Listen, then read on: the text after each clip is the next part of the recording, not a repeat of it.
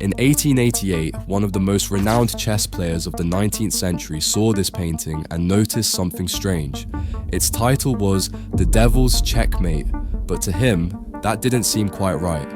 The scene shows a young man playing chess against the devil while an angel watches silently. The white pieces are cornered. It looks like there's nothing left to do. For years, everyone assumed the same thing. The devil was about to win the game. But Paul Morphy saw something no one else had noticed. After analyzing the position, he simply said, "The king has one more move." The game wasn't lost, and this painting had fooled everyone for a very long time. The idea of a man facing the devil in a game of chess has appeared many times in film and literature. One of the most well-known examples is The Seventh Seal, the film by Ingmar Bergman, where a knight plays chess with death to gain time and meaning before the end. But this painting is much older. It was created in 1831, almost 130 years before that movie. At the time, Europe was fully immersed in the Romantic era, an artistic and cultural movement that didn't focus on flawless heroes, but on inner conflict, intense emotions, and moral dilemmas. Themes like good and evil, the soul, temptation, and destiny were everywhere. It was a time when artists didn't just want to show beauty, they wanted to teach something. Moritz Retzsch, the artist behind this painting, didn't create it on commission or to decorate a room. He painted it because he felt he had something to say, something urgent. Retzsch was fascinated by the big human questions. He believed art should speak directly to the soul, and in this scene of the young man playing against the devil, what he's truly portraying isn't just a chess match, it's life itself.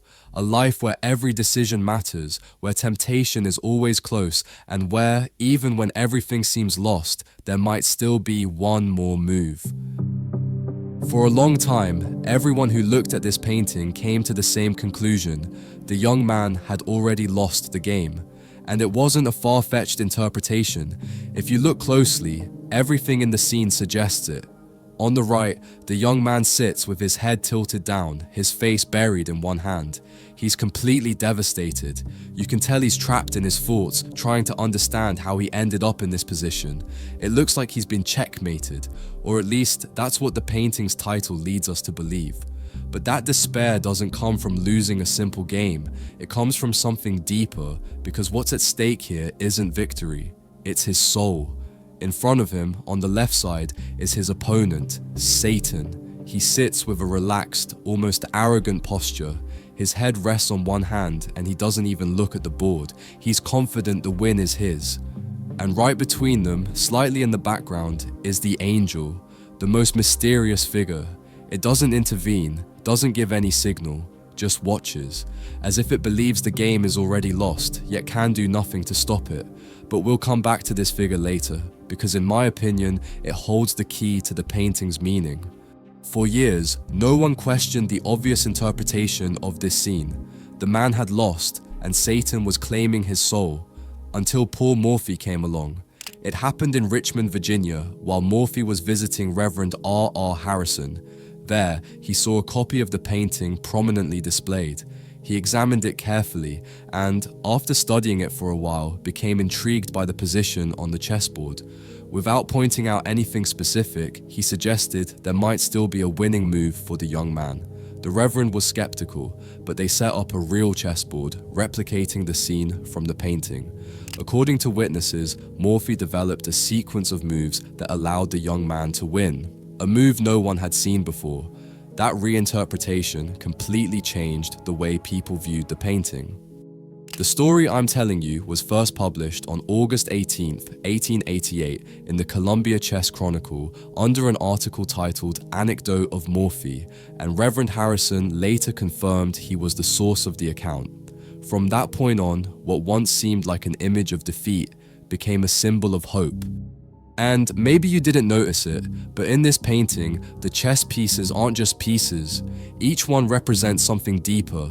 This isn't an ordinary chess match. Remember, what's at stake here is a man's soul. The black pieces on Satan's side embody vices, doubts, and temptations. If you look closely, you'll find unsettling details. like this piece stepping on a cross as if trying to crush faith, or this other one that seems to be hiding a dagger, something we might interpret as betrayal. What's clear is that these are no ordinary chess pieces. Each one is deliberately designed to symbolize something. On the other side, the white pieces might represent virtues, values the young man has gradually lost with every move. Some have already been taken off the board, as if life has slowly stripped him of everything that once made him strong. What's fascinating about this painting is that it doesn't show the devil's victory. It captures the exact moment before, when all seems lost. But technically, the game isn't over, just one move away from losing it all, just like Morphy discovered. But there's another interpretation that's just as compelling, and it has to do with the angel in the scene, and I promise you, it will completely change the way you see this painting.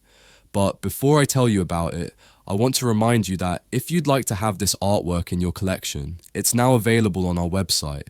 You can order it in the size and finish you prefer, and you'll also find over 600 historical works just as fascinating as this one, so you can have a piece of art in your home that will last a lifetime.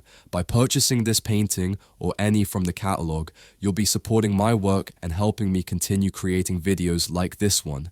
I'll leave the link in the description so you can browse the full collection once the video is over. Now then, let's continue. For a long time, I thought the angel was there to protect the young man, like a silent guide, but if you pay close attention, he's not looking at him, and he's not looking at the devil either. He's staring directly at the center of the board, and that made me think, maybe he's not there to intervene, but simply to observe, as if he represents the freedom we all have, the freedom to choose. If you really think about it, the angel doesn't make the decision, the young man does. And interestingly, the devil isn't looking at the board either, he's watching the young man, as if he knows there's a move that could save him, but he's waiting for him not to see it, he's waiting for him to give up on his own. And that, I believe, is the true message of this painting, that even when everything seems lost, the game isn't over, that sometimes all evil needs to win is for us to stop trying. But as long as we still have a chance, no matter how small, there's something we can do. I don't know if you agree with this interpretation, but I'd love to hear your thoughts in the comments. And before I wrap up, there's one detail I don't want to overlook. There's a spider near the board. It might seem like a meaningless decoration, but given the message of this painting, I seriously doubt that. I'm sure it holds a deeper meaning. I'd love for you to help me figure it out in the comments. As always, thank you for watching until the end. If you enjoyed it, don't forget to leave a like and subscribe so you don't miss more videos like this one.